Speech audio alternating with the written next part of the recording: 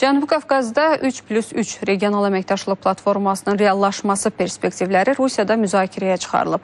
Sankt-Peterburq Beynəlxalq İqtisadi Forumu çərçivəsində keçirilən 3+3 platforması ümumi çətinliklər və strateji tərəfdaşlıq sessiyasında rəsmi Moskva Cənubi Qafqaz regionunda nəqliyyat kommunikasiyalarının tam şəkildə açılmasını dəstəklədiyini və regiondan kənar qüvvələrin fəaliyyətindən narahat olduğunu açıqlayıb. Ərazisi işğal altında olan Gürcüstan isə işğal faktı davam edəcək təqdirdə bu formatda iştirakının mümkünsüz olduğunu bəyan edib. Mövzunu Rusiyadakı xüsusi müxbirimiz Fərid Əkbərov davam etdirir.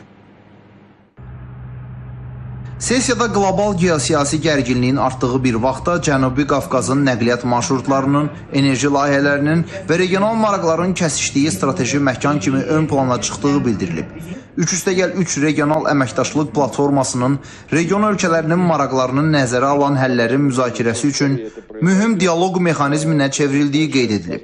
Rusiya Xarici İşlər Nazirinin müavini Mixail Galuzin isə Moskvanın regionda bütün nəqliyyat kommunikasiyalarının açılmasını dəstəklədiyini bildirib. Onun sözlərinə görə bu 3+3 formatının tam və səmərəli fəaliyyəti üçün əsas şərtlərdən biridir. Biz hesab edirik ki, Cənubi Qafqazın tranzit potensialının tam reallaşdırılması üçün regionun bütün ölkələrinin bu prosesdə iştirakı vacibdir.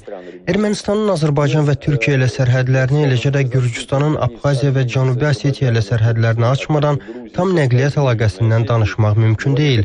Kommunikasiyalar nə qədər tez açılarsa, region ölkələri də bir o qədər çox iqtisadi və logistik üstünlüklər qazanacaqlar.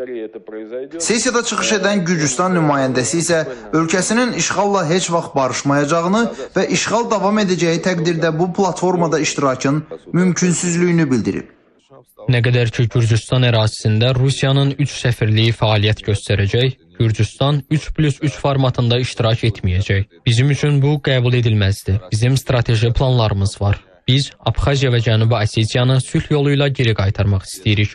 Bizim onsuz da Azərbaycanla möhtəşəm ikitərəfli münasibətlərimiz mövcuddur.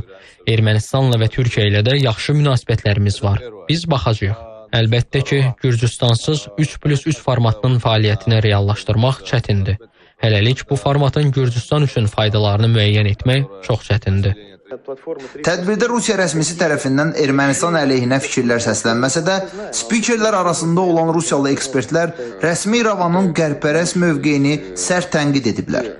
ABŞ-nin regionda güclənən mövqeyində rəsmi İrəvan ittiham olunub və Trip marşrutunun Rusiyanın maraqlarına zidd olduğu açıqlanıb. Sessiyada Azərbaycanın Cənubi Qafqaz regionunda davamlı sülh üçün atdığı addımlar, nəqliyyat kommunikasiyalarının açılması üçün görülən işlərdən danışılıb. Azərbaycan bu formatı biz götürürük. Bir dövlət olaraq biz regional əməkdaşlığın inkişaf etdirilməsinə maraqlıyıq və öz tərəfimizdən əgər nəqliyyat və logistikanı götürülürsə, bu istiqamətdə böyük işlər görülür və bütün ölkələrlə, hətta Ermənistan indi Trip marşrutu da əgər başlasa işləməyə və ümumiyyətlə kommunikasiyalar açılsa Ermənistanla da, belə demək olar ki, biz bütün ölkələrlə təmasdayıq. Cənubi Qafqazı rəqabət məkanından əməkdaşlıq məkanına çevirmək nə dərəcədə mümkündür? İnfrastruktur təşəbbüslərini uyğunlaşdırmaq, maraqların toqquşmasının qarşısını almaq və qarşılıqlı faydalı inkişaf modelinin təşviq edilməsi üçün hansı mexanizmlərə ehtiyac var kimi suallara müzakirələr zamanı cavab axtarılıb.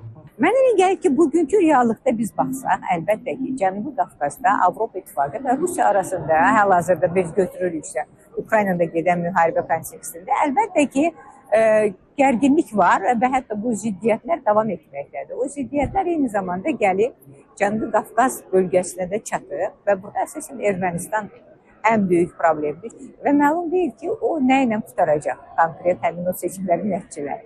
Əlbəttə, Rusiya çox maraqlıdır ki, Avropa İttifaqının fəallaşması bu ərazidə, eyni zamanda ABŞ-ın, əlbəttə, Rusiyanın heç də marağında deyil. Ona görə Rusiya bugün bəlkə də maraqlıdır ki, bu proseslərə hansısa bir formada daha da özünün də iştirakını bura əlavə etsin, burada görünsün. Rusiya Cənubi Qafqaz regionunda nəqliyyat kommunikasiyalarının tam şəkildə blokdan çıxarılmasını dəstəklədiyini açıqlasa da, hələ də Bakı-İrəvan münasibətlərinin Qərbin, xüsusilə də ABŞ-nin himayəsi altında normallaşması prosesini qəbul edə bilmir. Rusiyada hesab edirlər ki, regiondan kənar qüvvələrin Cənubi Qafqazdakı proseslərə təsiri Moskvanın maraqlarına qətiyyən cavab vermir. Ona görə də Rusiya 3+3 regional əməkdaşlıq platforması ideyasının reallaşmasını tam şəkildə dəstəkləməyə davam edəcək. Fərid Əkbərov, İTV Xəbər, Sankt-Peterburq.